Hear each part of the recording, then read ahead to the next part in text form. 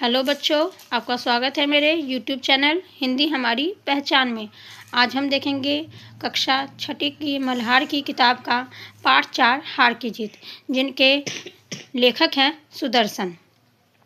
तो यहाँ पे देखेंगे कि कैसे एक जो बाबा भारती हैं अपने घोड़े से कितना प्यार करते हैं। तो उसी के लिए लिखा गया है कि माँ को अपने बेटे और किसान को अपने लहलहाते खेत देखकर जो आनंद आता है, वही आनंद बाबा भारती को अपना घोड़ा देखकर आता था। जो यहाँ जो बाबा भारती हैं वो अपने भजन कीर्तन से जितना भी समय बचता था वो अपने घोड़े पे उसको खुद से खाना खिलाते, उनको देख के खुश होते, और उनके घोड़े का नाम सुल्तान था। बाबा भारती को लगता था कि वो सबके बिना रह सकते हैं, लेकिन सुल्तान के बिना नहीं रह सकते। उनको कभी भी मतलब वो पूरे दिन में शाम के टाइम ज़रूर उनके, जब तक सुल्तान पर चढ़कर 8-10 मील का चक्कर नहीं लगा लेते, उन्हें चैन नहीं आता था। वो नगर के जीवन से घृणा करते थे और उनको ज़्यादा लोगों के साथ मिलना जुलना पसंद नहीं था। उसके बावजूद वो उनके अंदर सुल्तान का इतना मोह था कि वो उनके बिना रह नहीं सकते थे। सुल्तान की प्रसिद्धि पूरे शहर में, गांव में फैली हुई थी। तो वहाँ का एक प्रसिद्ध डाकू थे खड़क सिंह, जिनके पास ये बात पहुँच जाती है कि बाबा भारती के पास बहुत ही अच्छा घोड़ा है। वो उसकी प्रशंसा सुनकर इतना भावुक या इतना प्रसन्न हो जाता है, इतना मोह में डूब जाता है कि वो उसको देखने के लिए बाबा भारती के पास पहुंच जाता है। जब वो बाबा भारती के पास पहुंचते हैं तो बाबा भारती पूछते हैं कि इधर कैसे। तो इस पे खड़क सिंह बोलते हैं कि मैं आपके अस्तबल में आपका घोड़ा देखने आया हूँ, जिसके बारे में मैंने बहुत सुना है। बाबा ने अपना घोड़ा दिखाया, घमंड से दिखाते हैं, और खड़क सिंह उसे बहुत ही ज़्यादा आश्चर्य से देखता है।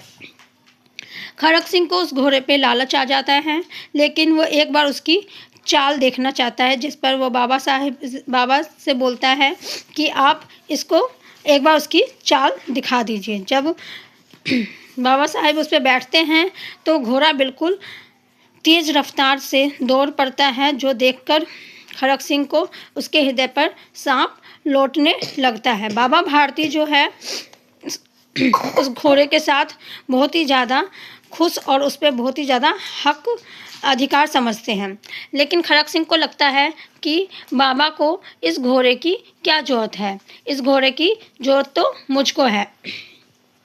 तो वो जाते जाते कह देता है कि जो ये घोड़ा है मैं तुम्हारे पास से लेके चला जाऊंगा। इस पे बाबा भारती डर जाते हैं और वह दिन रात घोड़े की देखभाली में लग जाते हैं, और अस्तबल का भी ध्यान रखते हैं कि कहीं खड़क सिंह उनका घोड़ा चुरा ना ले। ऐसे बहुत समय बीत जाता है। बाबा भारती को भी लगता है कि अब खड़क सिंह नहीं आएगा, वो बस ऐसे ही मुझे भय दिखा रहा था। एक दिन की बात है, जब बाबा भारती अपने घोड़े पर घूमने जा रहे होते हैं, सहसा उनको रास्ते में एक आवाज़ सुनाई देती है। आवाज़ आती है, ओ बाबा इस कंगले की सुनते जाना।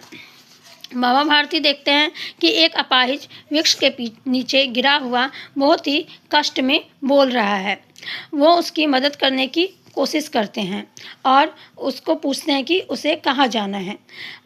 उसके बाद वो उसको अपने घोड़े पर बिठा लेते हैं और अपना घोड़े को लेके धीरे धीरे चलने लगते हैं। लेकिन अचानक उन्हें एक झटका लगता है और जो उस घोड़े पर अपाहिज इंसान बैठा होता है वो सीधा खड़ा हो जाता है। उसके बाद वो घोड़ा लेके भाग के आगे बढ़ता है। जब बाबा भारती उसकी तरफ ध्यान से देखते हैं तो उनको पता चल जाता है कि ये खड़क सिंह है। बाबा भारती खड़क सिंह को आवाज़ देकर रोकते हैं, जिस पर खड़क सिंह रुक जाता है। बाबा भारती कहते हैं कि मैं तुमसे एक प्रार्थना करना चाहता हूँ। तो खड़क सिंह कहता है कि बाबा जी आज्ञा कीजिए, मैं आपका दास हूँ, केवल यह घोड़ा नहीं दूंगा, उसके बदले में आप जो भी कहेंगे वो करूँगा। बाबा कहते हैं कि भारती कहते हैं कि आप किसी को यह मत बताना कि आपने घोड़ा चुराया है, जिस पे खड़क सिंह को बहुत ही ज़्यादा आश्चर्य होता है। वो सोचता है कि बाबा ने ऐसा क्यों कहा। उसके बाद वो खड़क सिंह बाबा से पूछ ही लेता है कि आपने ऐसा क्यों कहा, जिस पर बाबा जी कहते हैं कि अगर किसी को यह घटना का पता चलेगा तो कोई भी किसी गरीब पर विश्वास नहीं करेगा और दुनिया से विश्वास उठ जाएगा।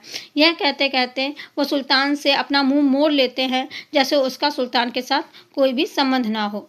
बाबा भारती अपने घर वापस लौट आते हैं और खड़क सिंह घोड़ा लेके चला जाता है, लेकिन उसके कान में बाबा भारती की बातें गूंजती रहती है। अब उसको बहुत ही ज़्यादा